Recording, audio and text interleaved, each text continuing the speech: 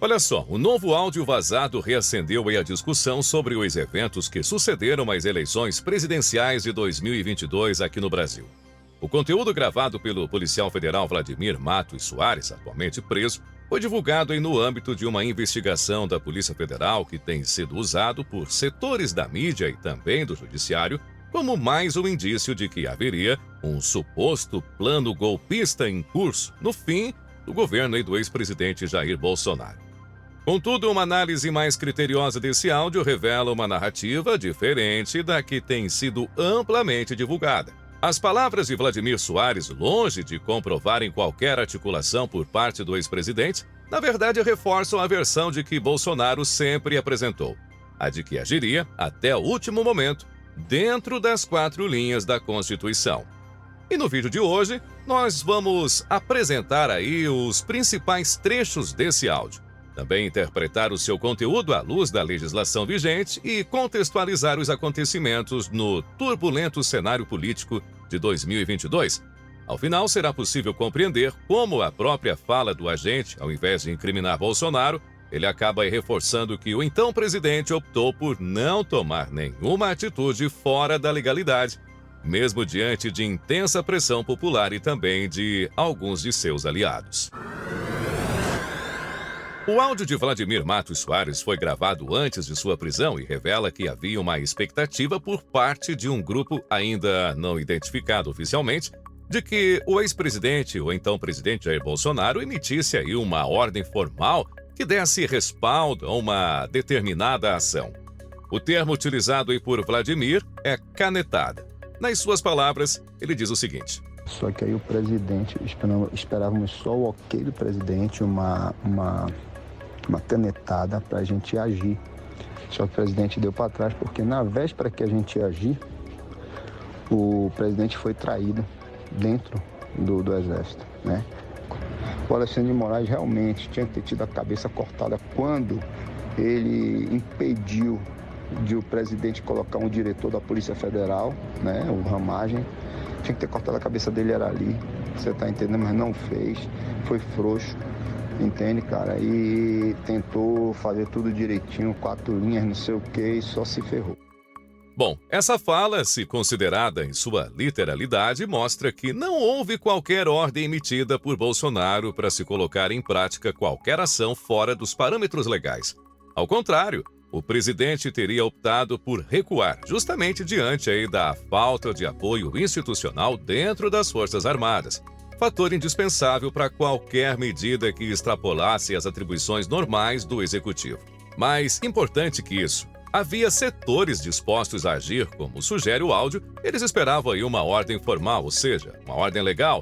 A recusa de Bolsonaro em dar essa tal ordem, mesmo sob pressão, reforça que ele se manteve fiel ao que reiterou aí diversas vezes publicamente, que sua atuação se daria sempre dentro aí da legalidade, ou seja, dentro das chamadas 4 linhas da Constituição.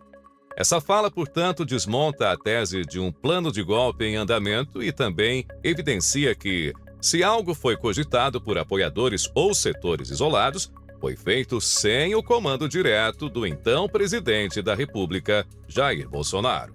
Outro ponto importante a ser esclarecido diz respeito às medidas que vinham sendo debatidas nos bastidores durante o pós-eleição aí, como estado de sítio e também a garantia da lei da ordem, a famosa GLO.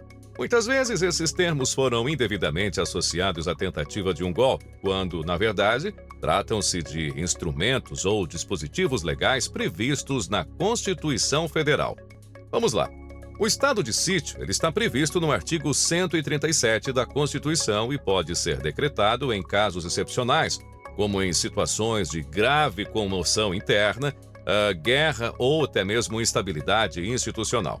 No entanto, a sua decretação exige aí, obrigatoriamente, a autorização do Congresso Nacional, além de ser submetida a prazos e regras rigorosas.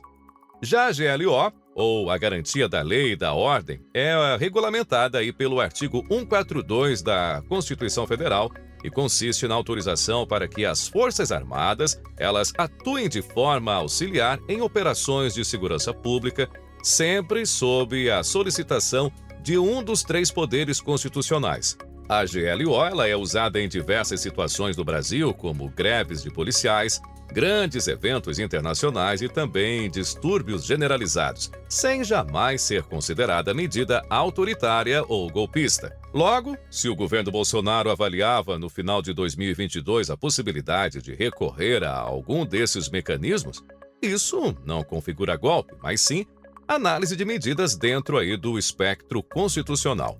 Então, qualquer ação nesse sentido dependeria, como já mencionado, de deliberação conjunta com o Congresso. Portanto, nunca poderia ser imposta de maneira unilateral. A eleição de 2022 foi marcada por uma série de episódios que contribuíram para um ambiente de instabilidade, polarização e desconfiança generalizada.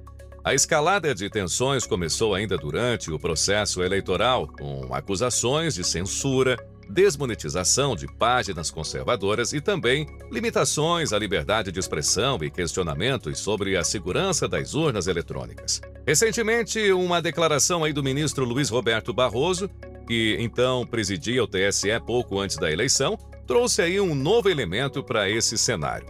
Em um evento público, Barroso afirmou que houve ajuda do governo americano durante o processo eleitoral brasileiro. Ouça e veja o que disse aí o ministro Barroso. E mais recentemente tivemos um decisivo apoio dos Estados Unidos à institucionalidade e à democracia brasileira em momentos de sobressalto. Eu mesmo, como presidente do Tribunal Superior Eleitoral, estive como encarregado de negócios americanos. Tive muitas vezes, mas em 3 vezes eu pedi declarações dos Estados Unidos de apoio à democracia brasileira, uma delas do próprio Departamento de Estado, e acho que isso teve algum papel, porque os militares brasileiros não gostam de se indispor com os Estados Unidos, porque é aqui que obtêm os seus cursos e os seus equipamentos.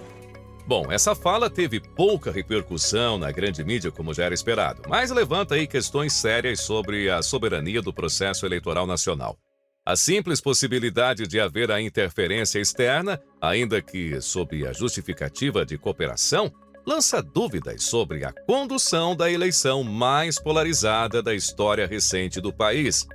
Além disso, milhões de brasileiros inconformados aí com o resultado das urnas, eles saíram às ruas em manifestações pacíficas por todo o país, incluindo vigílias em frente a quartéis, reivindicando aí a transparência e também alegando que não confiavam nas instituições. Diante desse cenário de forte apelo popular, colocou aí o governo Bolsonaro sob muita pressão. Muitos esperavam uma resposta firme. No entanto, como o próprio áudio aí de Vladimir demonstra, o presidente ele não cedeu a pressões externas nem internas. Ele não tomou atitudes unilaterais. Não determinou qualquer ação fora da Constituição. No dia 30 de dezembro de 2022, Jair Bolsonaro deixou o Brasil com destino aos Estados Unidos, 2 dias antes da posse de seu sucessor. Essa viagem foi interpretada de diversas formas pela imprensa, mas fato é que a sua saída ocorreu de forma pacífica, sem qualquer resistência institucional e sem nenhuma tentativa de interromper a posse aí do presidente eleito. Ao contrário do que alegam aqueles que sustentam a narrativa de golpe, Bolsonaro ele não usou a estrutura aí do Estado para impedir a transição, tampouco utilizou a força militar para se manter aí no poder. A sua viagem representou de fato o fim aí do seu mandato como manda a Constituição. Em março de 2023, Bolsonaro retornou ao Brasil como cidadão comum. Desde então, ele tem sido alvo aí de uma série de processos, de inquéritos e medidas que muitos classificam como perseguição política. Ele também foi declarado inelegível até 2030, teve os seus bens bloqueados, aliados investigados e viu aí o seu partido ser desmonetizado, ou melhor, ser multado em 22 milhões de reais. Se tivesse realmente desejado instaurar uma ruptura institucional, como alegam alguns setores, ele teria permanecido no país, teria buscado o apoio armado, teria dado a famosa canetada que muitos esperavam. Mas não fez. Ele escolheu a via legal, aceitou aí o resultado, deixou o poder e passou a enfrentar, como qualquer cidadão, as consequências do ambiente político que se instaurou. Bom, ao final de tudo isso, o que o áudio do policial Vladimir Matos Soares realmente revela? Ele revela que Bolsonaro foi pressionado sim, que havia setores aguardando uma decisão, mas que ele não cedeu. Também revela que ele recuou diante da possibilidade de instabilidade institucional e que, como sempre declarou, optou por agir dentro da Constituição. As medidas cogitadas como estado de sítio e GLO estavam aí previstas na legislação. O ambiente eleitoral foi conturbado, a pressão das ruas foi real, mas nada disso resultou em uma ação concreta de ruptura institucional. Portanto, a narrativa de golpe, ela se sustenta em suposições, interpretações distorcidas e agora em um áudio que, se ouvido aí com atenção, revela justamente o oposto, que Jair Bolsonaro, no caso, preferiu aí não agir, mesmo quando muitos esperavam pela ação do presidente. Bom, nesse cenário é legítimo questionar: qual o real motivo para tantas investigações, processos e punições? Estaria o ex-presidente sendo punido não por algo que fez, mas por algo que escolheu não fazer? Essa é uma reflexão que o Brasil precisa fazer, com seriedade e com responsabilidade, também com o compromisso com a verdade.